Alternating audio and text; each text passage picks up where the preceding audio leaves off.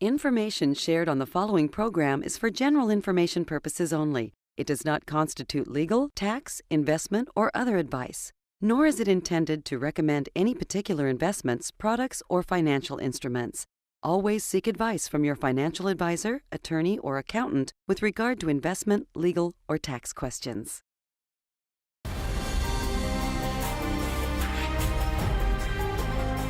And now it's time for Tony in the Trenches. You know it's going to be a good show when I start off with a Tony in the Trenches. Welcome to the only show in the country dedicated to helping savers worry less about money, the WorryFree Retirement, with offices in Louisville and Bowling Green. Your host, five-time author and fiduciary, Tony Walker.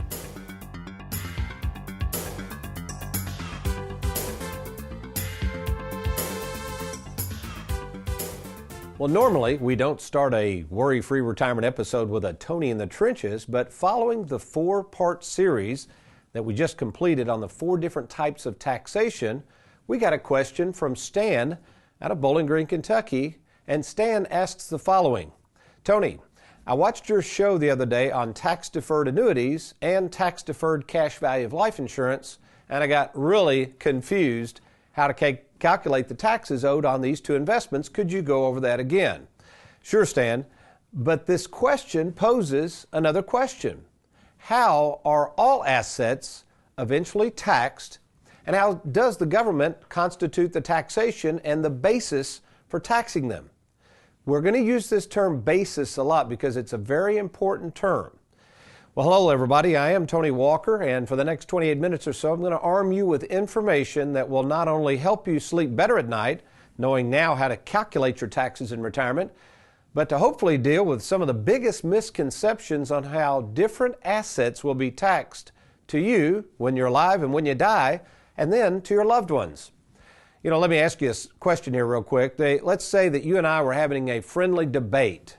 I'm here with America's favorite financial sidekick, Aaron Orander. So let's just say we're having a debate, Aaron, on a little topic here, and the answer is not so easy. So I state my case and my thoughts about the topic, then Aaron states his case. And somewhere along the line, we have to ask one another, wait a minute.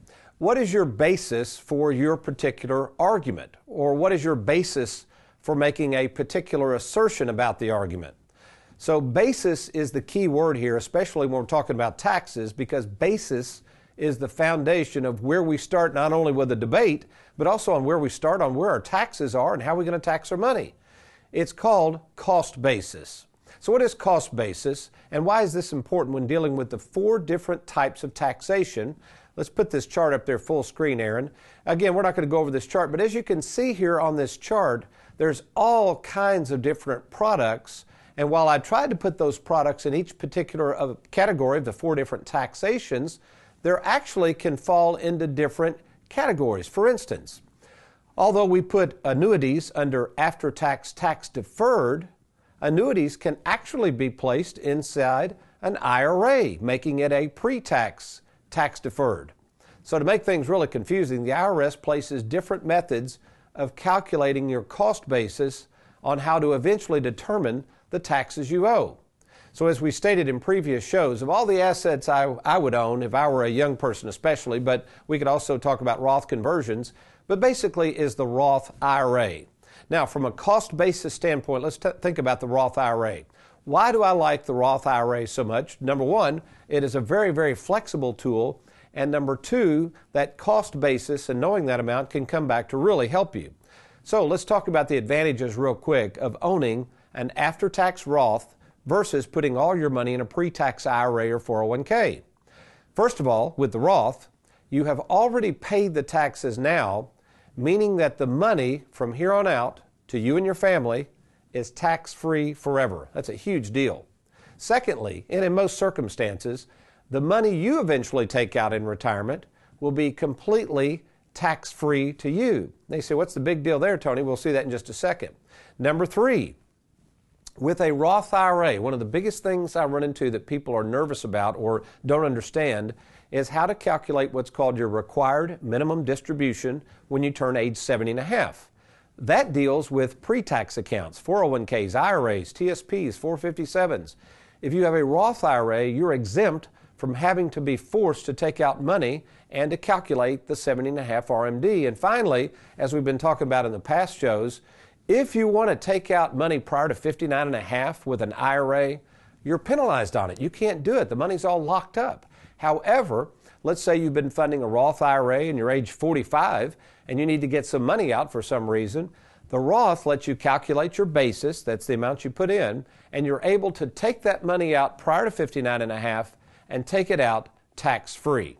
So what we're going to do, we've never done this before, never before on the Worry-Free Retirement, are we going to have two segments with two different whiteboards within those segments. I've got so much to cover. Now, Noah, you're probably sitting there saying, Tony, I'm totally confused. I don't understand cost basis. I have no idea what that has to do with taxes.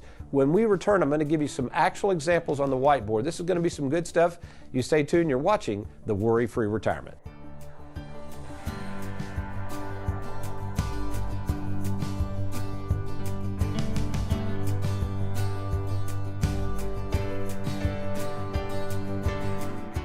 Tired of the financial world chasing after your money? Dinner seminar invitations? Annoying pop-up ads on your computer from out-of-state advisors? It all adds up to confusion. There is a better way. Meet in person with nationally recognized retirement specialist Tony Walker. Tony's personal one-on-one approach has helped thousands of savers worry less about money, and best of all, Tony's right in our own backyard. Don't leave your retirement to chance. Make the short drive to meet in person with Tony now. To get started, simply log on to TonyWalkerFinancial.com. Welcome back to the Worry-Free Retirement, and our topic of the show is dealing with cost basis and why this term is so important to understand when you're calculating taxes on different types of investments. Now, in the last segment, I promised you I was going to go back and look at Stan's question earlier we had in the Tony in the Trenches, which dealt with how do taxes work on a tax-deferred annuity, how would you calculate those taxes on the gain of that annuity, as well as how would you calculate taxes on cash value that's within a life insurance policy. So those both fall into the after-tax, tax-deferred category. Now again, before we move on, just to make sure I'm clear on this, because some of you watching this show, a lot of you have taken out annuities through our offices, and you have annuities inside IRAs that we've set up for you. And you might say, Tony, is that taxable or after tax? Well, again, an annuity, I know this gets confusing. Let's put this chart up full screen, Aaron. An annuity can fall under after-tax, tax-deferred. That's called a non-qualified annuity. Or it could be placed within an IRA, which then makes it a qualified annuity. So I know that seems confusing, but again, I didn't make these tax laws, folks. This was the government's doing, but we've got to still figure them out. Okay, let's take a look at this. Again, we're talking about after-tax, tax-deferred. So in this example, we're assuming you've already paid taxes on the money. You elect to purchase a non-qualified tax-deferred annuity. And remember, anything you put into an annuity or cash value life insurance, that contribution is called your premium, okay? And we're going to imagine you had, let's just say you had $200,000 languishing in the bank, and you wanted to set up some mailbox money later on or try to get a better rate of return. So you move that money, it's already been taxed from the CD, let's say, over to us. We had somebody do this yesterday, over to us, and they wanted to put it in a tax-deferred annuity. So how's this going to work? So basically, let's imagine, and I'm just picking numbers out of the air so I can do the math real quickly. Let's say you never touch this money, all right? You just leave it there, and let's say you leave it there for 20 years, and whatever it's grown to, the future value is now worth $400,000, okay? So you've got $200,000. You've let it accumulate and grow, tax deferred, so you get no 1099s. Remember we talked about the CDs that you have to pay 1099s on and taxes on and opportunity cost? We have no opportunity cost in this because we have no current taxes. So one day, let's say in the 20 years, you say, okay, Tony, this has been a great ride. What happens if I just surrender that annuity and cash it in?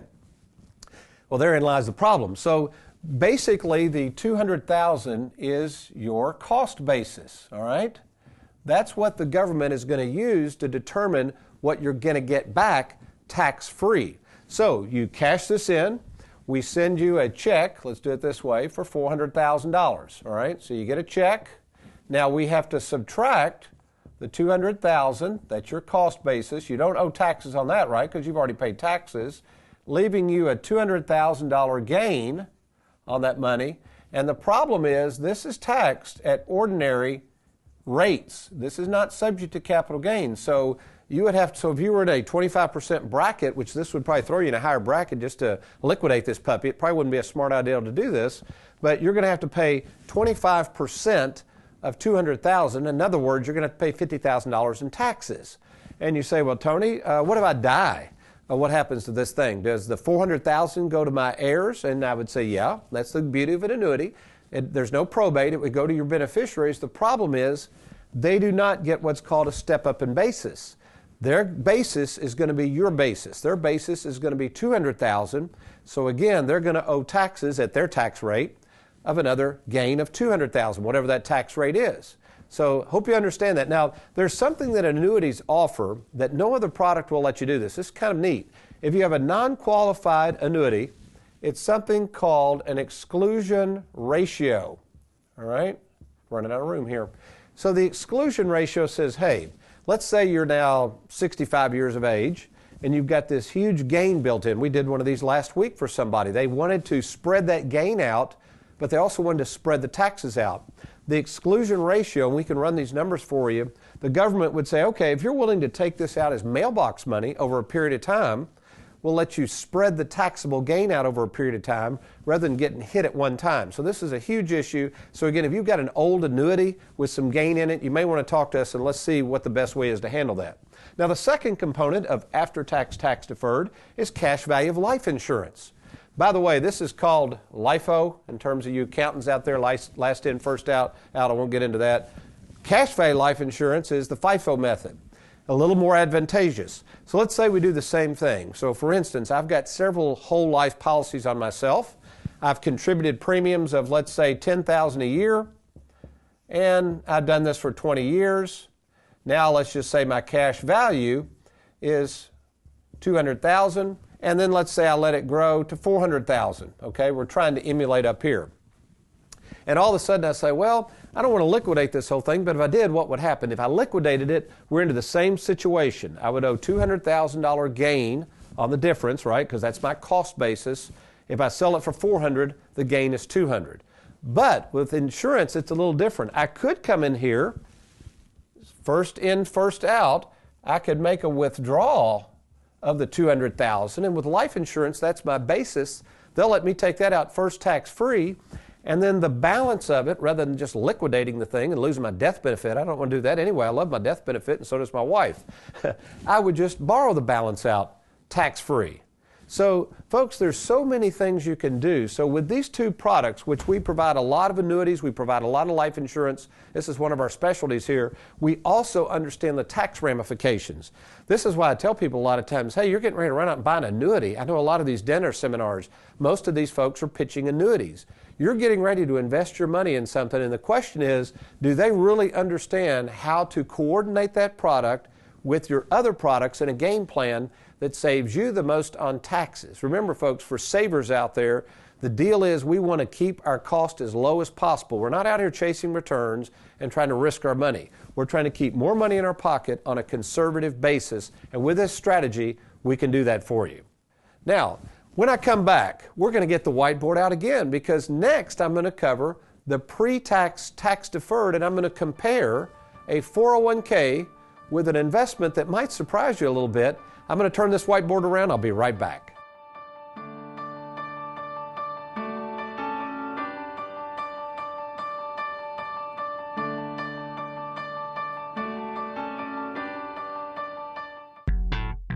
And now it's time for the adventures of Stella and Scout.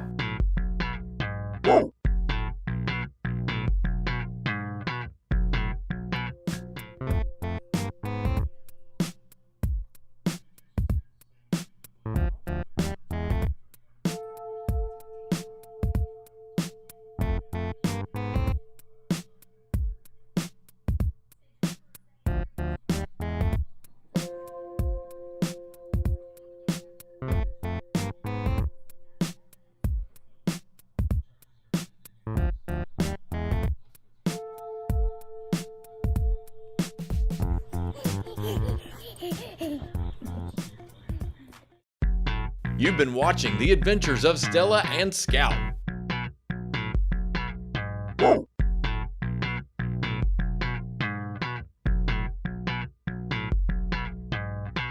Tired of the roller coaster ride of the stock market? Let Tony Walker show you how to smooth out the ride with your money. Log on to TonyWalkerFinancial.com and let's get started. Welcome back to the WorryFree Retirement for the first ever 2 whiteboard segments in one show. I know this is good stuff, folks. And before we get into the actual whiteboard presentation of what I want to cover, something I've noticed recently, and you have to be really careful with this. Sometimes when you're rolling over a 401k, for instance, Connie Fortney in our office is our 401k rollover specialist. We do hundreds of these, folks, and some of you are making a huge mistake on this one issue. Okay, you try to roll over your pre-tax 401k, and sometimes there's what's called an after-tax portion within that 401k.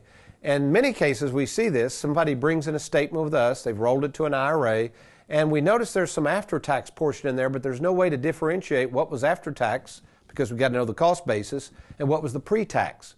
So remember, if you're rolling over a 401k and it has after-tax within there, you can do 2 things with that after-tax. You can have them send you a check and just cash it, run out to the fast food restaurant or whatever you want to do with it, or you can roll that into a Roth. And here's my question for you.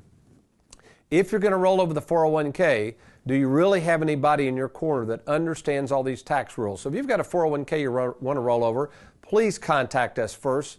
Let's talk to Connie. Let's look at the statements. Let's see if we've got an after-tax portion before you just rush and roll that thing over and make a mess for yourself. All right, we're back to the whiteboard here, and what I'm talking about is the category of pre-tax, tax deferred, and we've been talking about cost basis, and we've been talking about a concept called step up in basis, and you're going to see that here now. So obviously one of the most popular forms of retirement planning is the 401k plan, and it definitely is pre-tax, tax deferred.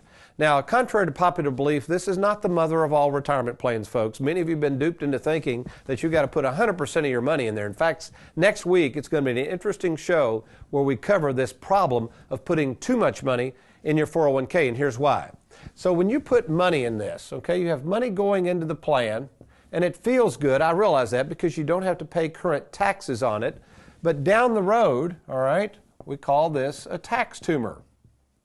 Show this graph here real quick, Aaron. We'll just short up real quick. You've seen this graph before, but the bottom line is you have certain amounts of money now, so you let the money grow, and then eventually down the road in retirement, you think you've got over $800,000, but really about $300,000 of it is the government's. That's the taxes. So folks, you don't get out of this thing. And here's the problem. When you die at death, okay, there is no what's called step up in basis, in your cost basis. So let's say over time you put $400,000 into this 401k just from contributions, and just for the heck of it, let's say it's worth $1 million, okay? And just about the day you're getting ready to take the money out, if you take it out you're going to pay taxes, you croak, all right? And the beneficiaries are 4 kids, and not that they're excited you just croaked, but they're excited to find out they didn't know you had $1 million IRA. So they just assume when they inherit this money that they can just cash it in with no taxes.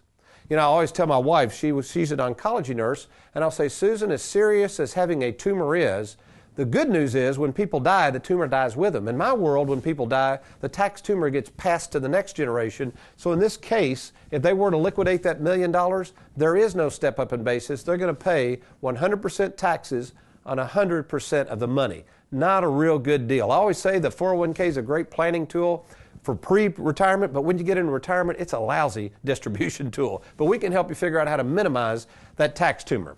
All right, real estate. Now real estate, and I own some real estate. I wouldn't call myself a real estate magnate or anything, but I understand the value of real estate. And I will have to say, again, I'm not a real estate agent. We're not pitching real estate here. But of all of the tax efficient tools out there, of any of them, life insurance I think is the most tax efficient, but real estate is right there with it. Now let's look at the difference. So we've got real estate in the same category, pre-tax, tax deferred. But why do I like real estate? Okay, you put money into it, and in this case you're putting $400,000 towards real estate. If you're borrowing money, okay, from the bank, you're using other people's money, there's interest deductions for this, all right? So we've got the deduction of interest. We also have depreciation, so the government lets you deduct some of that. Also, if you have a tenant, all right, I own the two buildings that Tony Walker Financial is housed in, so personally I own the building and Tony Walker Financial pays me rent. I don't know, I'm renting from myself. I know it sounds kind of schizophrenic, but it works well on taxes, folks. Anyway, so the tenant is paying you rent, so obviously the rent is going to help pay the mortgage, so other people's money is at work here. And then two things, if you ever sell this property, let's say you sell it one day for $1 million, all right, you only have to pay capital gains taxes on the gain. Now, granted, if we had depreciation, it'd be less than this, but let's keep it at 400. And if you sell it for $1 million, that means your gain is 600,000. And then, depending on federal and state capital gains, you have a lot less tax, whereas this is going to be taxed at a much higher rate. Now, the next thing that's really important with real estate, something you do not get with a 401k. Let's take this to its logical conclusion. Let's say these buildings I own here, and I keep them until my death, and my wife, she continues to keep them after I die. We're going to assume I die first, and then eventually she dies, and the buildings then go to the children. And in this example, let's just stay with this. So let's say I put in 400,000, they're worth $1 million. So you would think if my kids inherit the real estate and turn right around the next day and sell it, they're going to owe gain. They'll have gain of 600,000, so they'll owe taxes on 600,000, correct? You would assume that. But real estate gets a really nice perk. Real estate gets what's called a step up in basis. I'm going to add individual stocks do as well, okay? So if you had stock in a company that's gone up a lot in value and die, as long as it's outside the IRA, the kids would get the stock without any taxes, even if they sell it. That's called a step up in basis. Now, here's my concern. Let me kind of close this out. Many people are coming to me, and I get it. It's easy. There are companies out there that can figure out how to put the real estate inside an IRA or a 401k because they say it's pre-tax and it helps you on the front end. And I would say that doesn't make any sense. You're going to take all of the advantages of real estate if you hold it outside the IRA, all the depreciation, all the interest deductions, all the step up in basis, and you're going to take those away and put it inside an IRA. I'm not sure if I see the validity to that. But nevertheless, here's my thoughts. If you have a 401k IRA, even if you're trying to coordinate it with other assets such as real estate, give us an opportunity to talk to you. It's easy to do. Just log on to TonyWalkerFinancial.com and you'll get a chance to meet with me in person. Let me put my 35 years of experience to work with you and see if we can help you save on taxes. Well, what does the Bible have to say about basis and cost basis? Not a whole lot as it regards to IRAs and real estate and Roth IRAs, but it has a whole lot to say about the basis of our faith. Good stuff coming up. I'll be right back, but I got to get me a cup of coffee.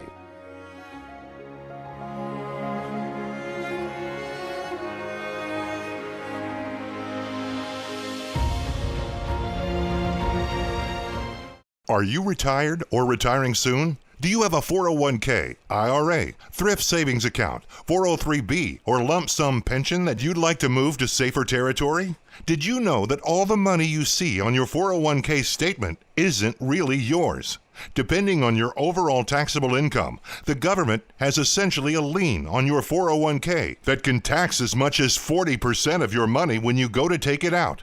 Tony Walker calls this the 401k tax tumor.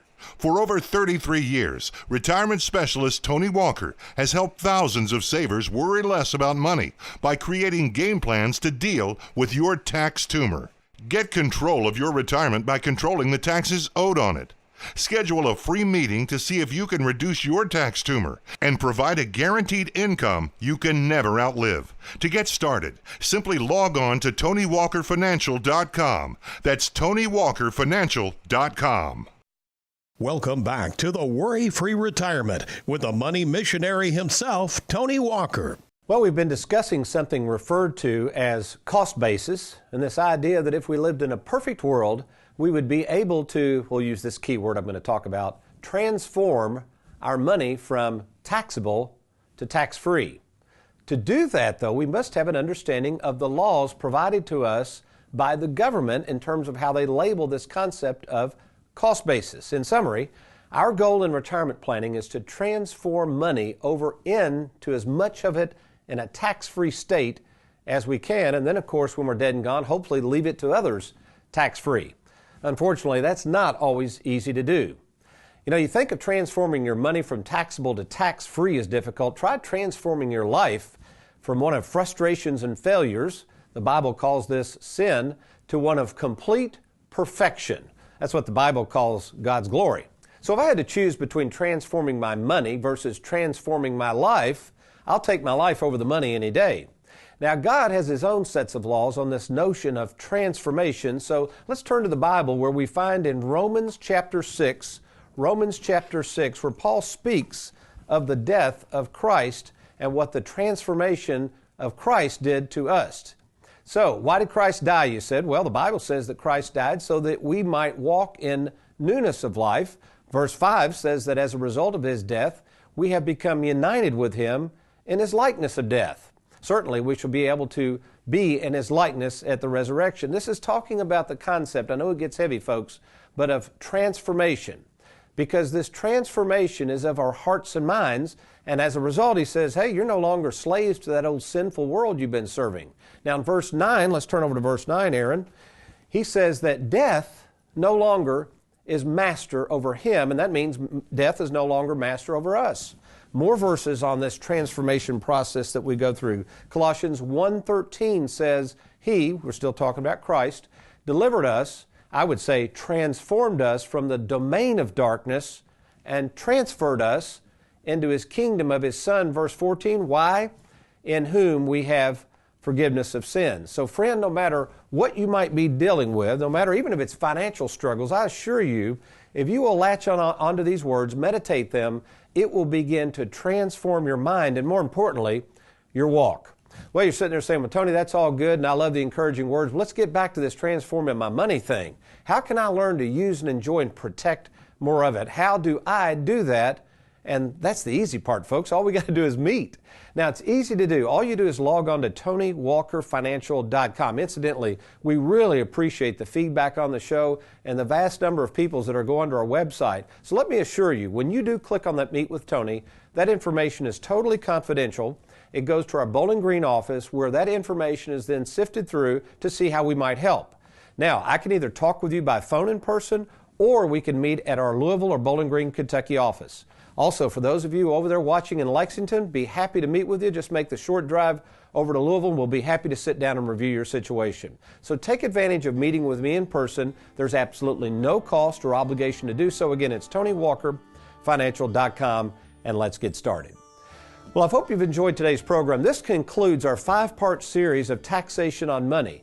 Next week, I've got a brand new series. If you ever thought of a backfiring gun as dangerous, you just wait till we dive into the 4 most common mistakes people make that can backfire on your retirement. You've been watching the Worry-Free Retirement. Between now and next week, you remember, if all else fails, you be worry-free.